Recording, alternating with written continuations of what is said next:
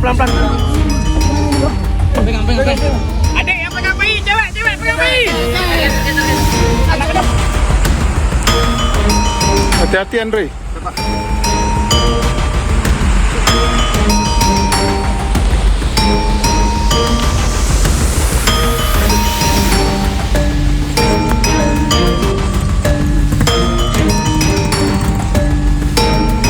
Istirahatkan.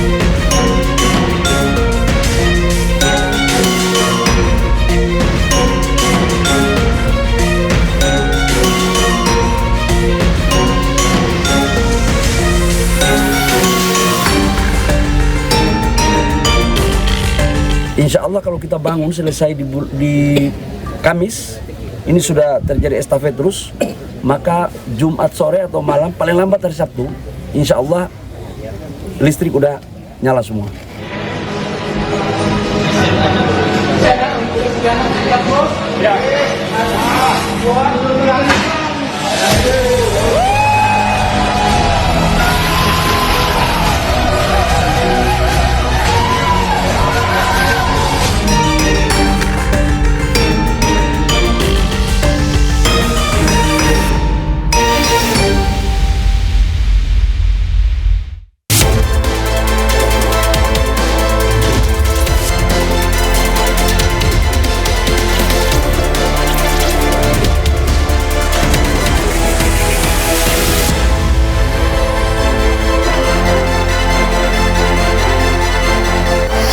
Selamat siang pemirsa, pemerintah mencabut izin 8 perusahaan yang diduga menjadi biang kerok banjir dan longsor di Pulau Sumatera. Sementara itu hari ini Wakil Presiden Gibran Rakabuming Raka menengok langsung korban bencana di Pulau Sumatera. Selain informasi tadi, kami juga akan hadirkan beragam informasi menarik dan terkini terkait kebijakan hingga kegiatan para pemimpin bangsa. Bersama saya Syafaati Suryo, inilah pemimpin rakyat, pemimpin beraksi, rakyat awasi.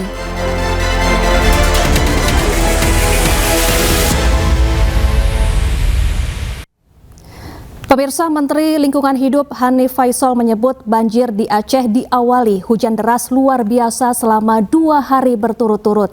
Menteri LH juga akan memanggil perusahaan yang diduga memperparah banjir di Aceh.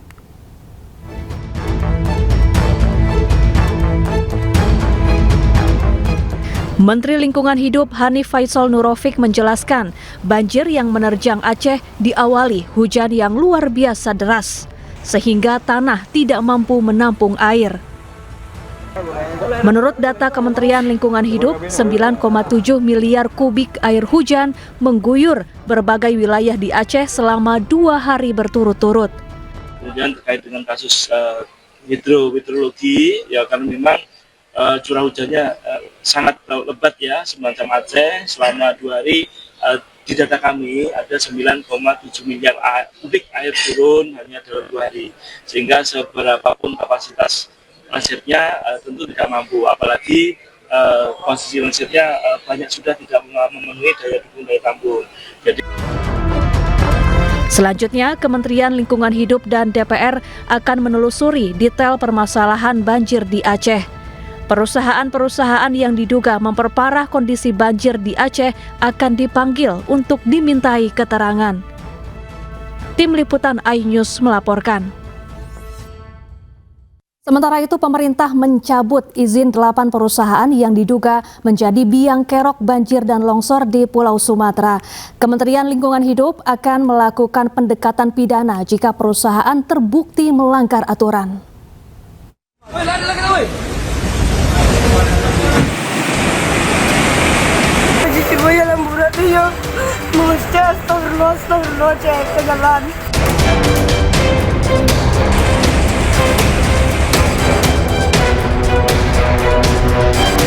Sekretaris Kabinet Teddy Indrawijaya menyebut kerusakan lingkungan menjadi salah satu faktor yang memperparah banjir bandang dan longsor di Aceh, Sumatera Utara, dan Sumatera Barat.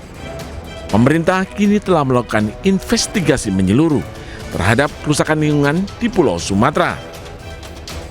Jadi penyebab bencana ini menjadi perhatian juga, dan selain faktor cuaca yang ekstrim tentunya, ada faktor kerusakan lingkungan yang memperparah bencana, dan ini terus ditelusuri secara serius, dan seiring dengan evakuasi dan pengenanganan sebagai fokus utama, pemerintah melakukan evaluasi dan investigasi secara menyeluruh terkait bencana ini. Sementara itu, Kementerian Lingkungan Hidup mencabut izin 8 perusahaan yang diduga menjadi biang kerok banjir bandang dan longsor di Pulau Sumatera.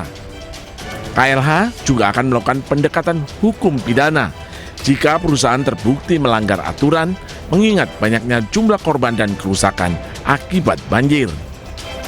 Berikutnya besok kami atas izin teman-teman Komisi 12 di Komisi 12 akan langsung melakukan tinjauan laporan dan mengambil langkah-langkah yang diperlukan terkait indikasi entitas yang kemudian dari perspektif langsung diindikasikan berkontribusi memperparah bencana ini. Kami hari ini juga telah telah meminta dukungan tadi meeting Zoom-nya seluruh universitas yang ada di daerah bencana untuk melakukan kajian-kajian detail. Banjir bandang di Pulau Sumatera yang datang menerjang tanpa peringatan mengakibatkan kerusakan masif dan menewaskan lebih 810 orang.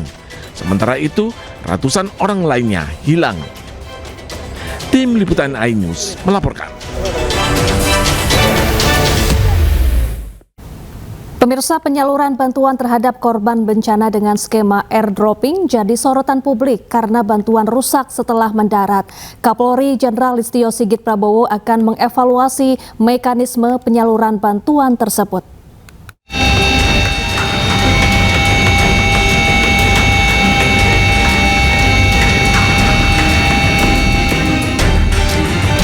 Skema bantuan dari udara untuk korban bencana di Pulau Sumatera menjadi fokus utama pemerintah.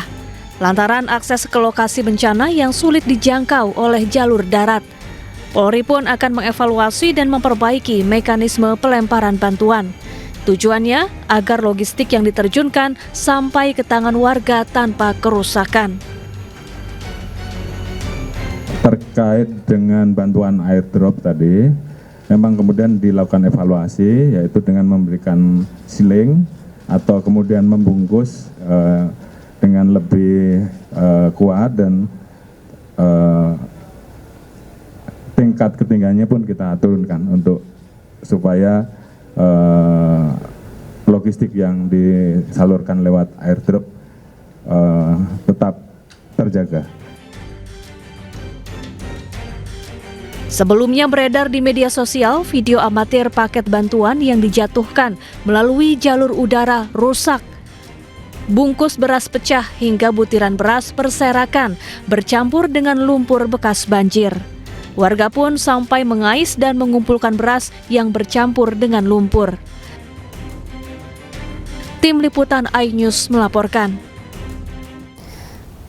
Sementara itu, Bupati Aceh Timur Iskandar Usman Al-Farlaki menekankan masih ada daerah di Aceh Timur dan Tengah yang terisolasi. Bantuan pun diminta untuk dikirimkan melalui laut lantaran jalur darat masih sulit dilalui.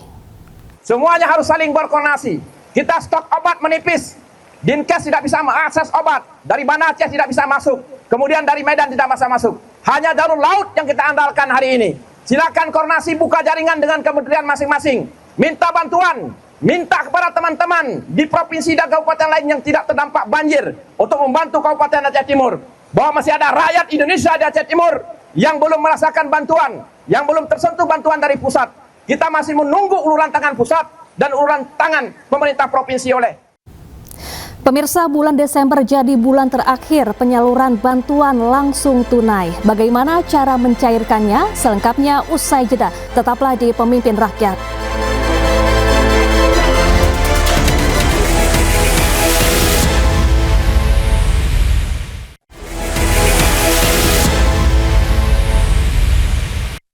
Pemirsa, pemerintah menyalurkan bantuan langsung tunai sementara kepada lebih dari 35 juta keluarga penerima manfaat. BLT senilai Rp900.000 untuk 3 bulan digunakan untuk membantu memenuhi kebutuhan pokok.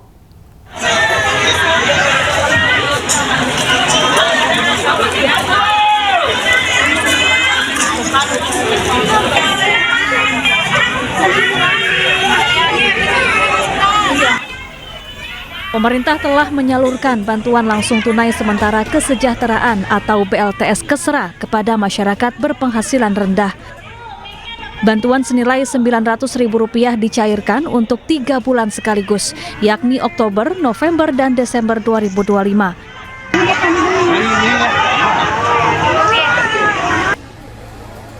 Pemerintah menargetkan BLT bisa disalurkan kepada lebih dari 35 juta keluarga penerima manfaat.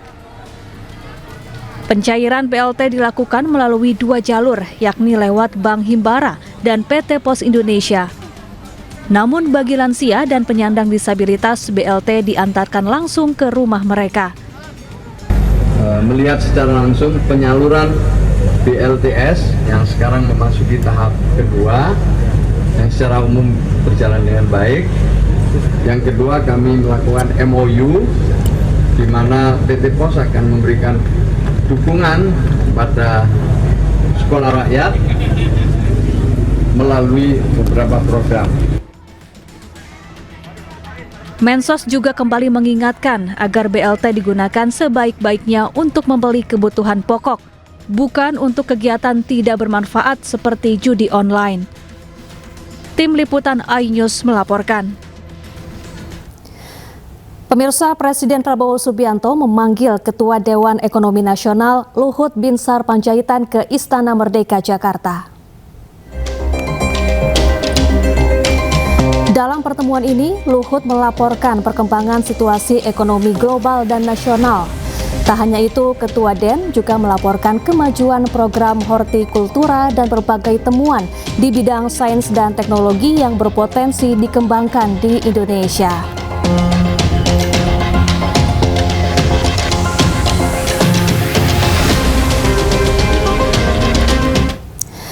Kapolri Jenderal Listio Sigit Prabowo diangkat menjadi Ketua Dewan Penasihat Konfederasi Serikat Pekerja Seluruh Indonesia dalam acara pembukaan Rapimnas ke-5 PSI.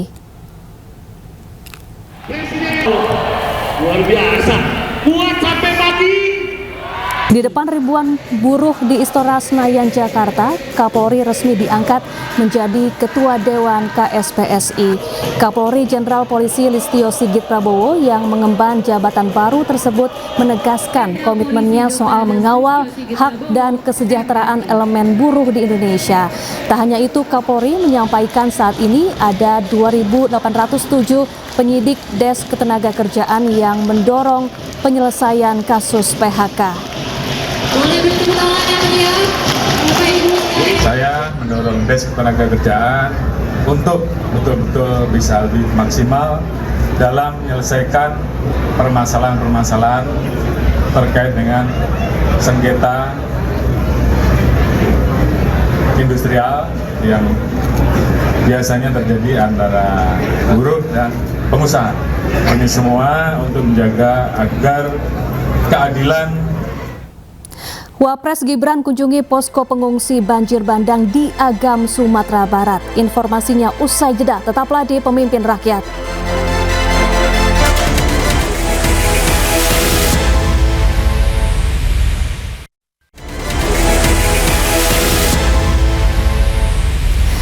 Pemirsa, Ketua MPR Republik Rakyat Cina Wang Huning menggelar rangkaian kunjungan ke Indonesia.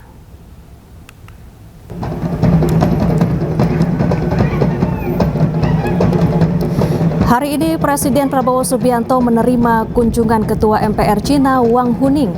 Kedatangannya disambut langsung oleh Presiden Prabowo di Kompleks Istana Kepresidenan.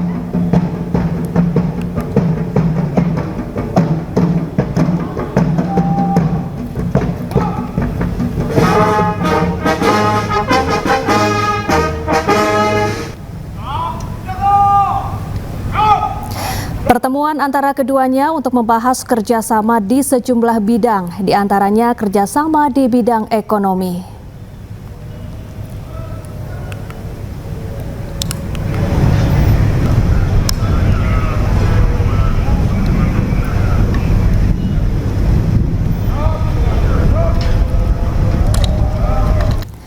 Wakil Presiden Gibran Rakabuming Raka mengunjungi posko pengungsi banjir bandang di Nagari Salareh Air, Kabupaten Agam, Sumatera Barat. Gibran menenangkan para korban banjir bandang dan menyatakan mereka tidak sendiri menghadapi bencana ini. Dan pemirsa, informasi ini sekaligus menutup Pemimpin Rakyat hari ini. Temukan informasi-informasi terbaru lainnya di www.inews.id. Dan cuplikan tayangan berita iNews dapat Anda saksikan di kanal YouTube @official_inews. Saya Syafaati Suryo dan kerabat kerja yang bertugas pamit undur diri. Pemimpin Rakyat, pemimpin beraksi, rakyat awasi. Sampai jumpa.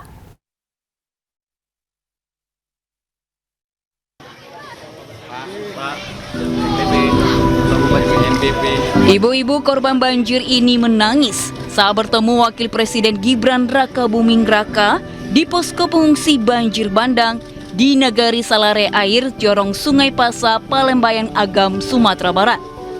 Gibran berupaya menenangkan para korban banjir bandang yang melanda Agam. Duduk di tengah-tengah para pengungsi, Gibran mencatat segala masukan dan kebutuhan para pengungsi. Gibran juga menyampaikan salam dari Presiden Prabowo Subianto dan menenangkan warga Sumatera tidak sendiri menghadapi bencana ini. Salam dari Bapak Presiden Prabowo. Ini saya haturkan duka cita yang mendalam kepada seluruh korban. Saya mohon maaf sebelumnya. Bapak Ibu tidak sendiri, warga Sumatera tidak sendiri. Kami diperintah Bapak Presiden untuk melakukan percepatan pemulihan pasca bencana ini. Gibran juga menyapa para pengungsi, ibu-ibu dan anak-anak yang berada di posko. Gibran tegaskan distribusi logistik terus dipercepat, baik lewat jalur darat, udara maupun laut. Perbaikan infrastruktur untuk fasilitas dasar seperti puskesmas hingga jembatan juga terus dilakukan. Menutup kunjungannya, Gibran sampaikan para korban bencana di Agam bahwa dirinya akan terus memantau kondisi lapangan terkini. Dari Sumatera Barat, Gibran kemudian meninjau lokasi bencana banjir lainnya di Kabupaten Tapanuli Selatan, Sumatera Utara. Dari Agam.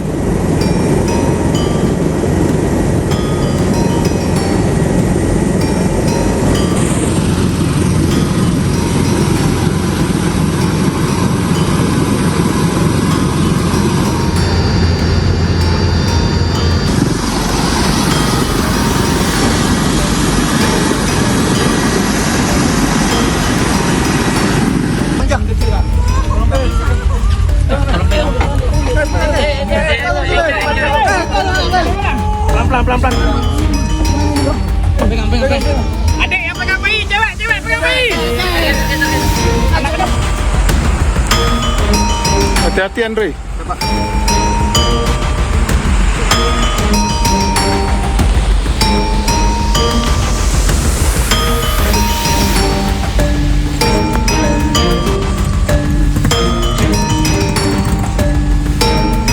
Istirahatkan.